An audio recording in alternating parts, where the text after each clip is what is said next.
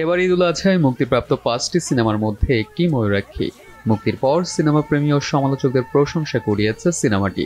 তবে এতদিন ঢাকার মাল্টিপ্লেক্সে আটকে ছিল ময়ূরাক্ষী, এবার যেন মুক্তির পালা। শুক্রবার 5 জুলাই থেকে ঢাকার বাইরের দর্শকরাও দেখতে পাবেন সিনেমাটি।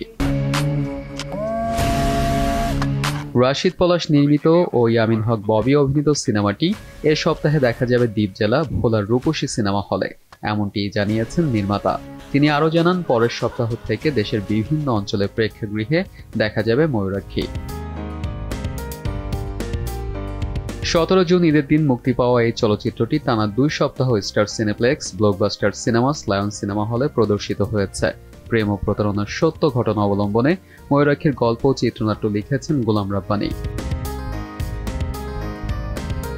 সিনেমাটিতে জুটি বেঁধে অভিনয় করেছেন চিত্রনায়িকা ইয়ামিন হক ববি ও সুদীপ বিশ্বাস দ্বীপ।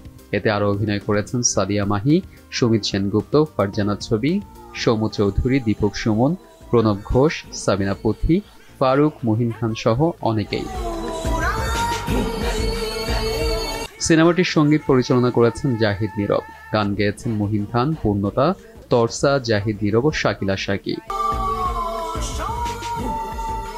ARM সাদাত, দেশ টিভি।